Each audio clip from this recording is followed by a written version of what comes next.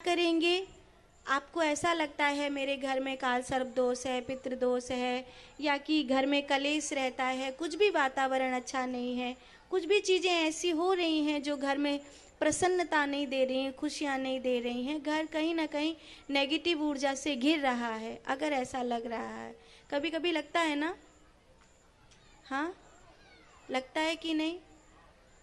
ऐसा तो नहीं मैं फोकट में ही बता रही हूँ आप सब खूब खूब खुश हो, खूब मज़े में हो, ऐसा तो नहीं है ना?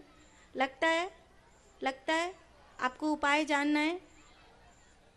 उपाय ये है, घर में आपको धूनी लगानी है। गोबर के जो उपले होते हैं, कंडा क्या बोलते हो आप लोग उनको, गैया के गोबर के उपले को सुखा के, गोबर को सुखा के बनाते हैं ना, वो सबके घर में रहते हैं, तो वो अपने घर में रख लीजिए। प्लस 5 चीज़ें इकट्ठे करिए, एक हवन सामग्री, दूसरा सफ़ेद चंदन चूरा, तीसरा गूगुल और चौथा गंधक, पांचवा लोहबान। ये 5 चीज़ें इकट्ठी करिए।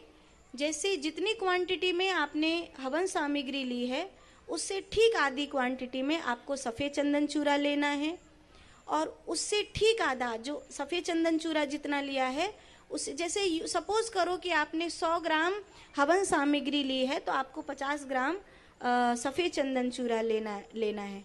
50 ग्राम आपने सफ़ेद चंदन चूरा लिया है, तो आपको 25 ग्राम गूगुल लेना है, ठीक है? मतलब सफ़ेद चंदन चूरे से ठीक आधा।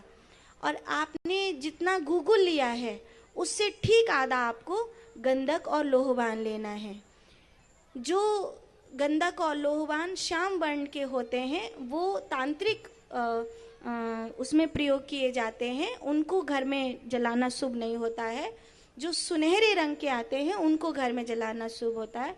तो जब भी गंधक लोहवान लेकर आए, तो वो श्याम वर्ण का, काले रंग का नहीं होना चाहिए, वो सुनहरा होना चाहिए, एकदम मतलब बसंती होता है, पीला होता है जो लोहवान और आता है, और वो गंधक भी होता है, वो भी सुनहरा आता है। एक श्याम आते हैं और एक सुनहरे आते हैं। तो आपको घर के लिए सुनहरे लेने हैं। जो तंत्र विद्या के लिए उपयोग करते हैं वो लोग उसको काला वाला का उपयोग करते हैं। ठीक है, बात समझ में आ रही है? ऐसे आपने धूनी की सामग्री बना ली और उसको एक डिब्बे में भर लिया।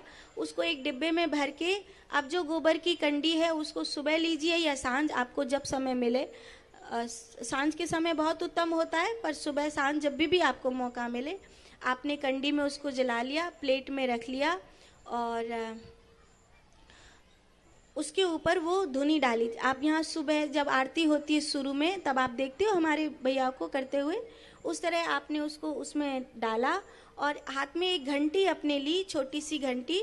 उस घंटी को बजाते हुए आप पूरे अपने घर में, जो भी आपके घर का हिस्सा है, आप उसे पूरे घर में घंटी बजाते हुए घूम जाइए। अगर मंत्र बोल सकते हैं तो अच्युताय नमः, अनंताय नमः, गोविंदाय नमो नमः, इस प्रकार ये 3 मंत्र बोले जाते हैं। अगर मंत्र नहीं भी याद रहे तो भगवान मेरे घर में सुख शांति दो, इस प्रकार आप सहज अपनी भाषा में बोलकर धुनी लगा सकते हो। बात समझ में आई?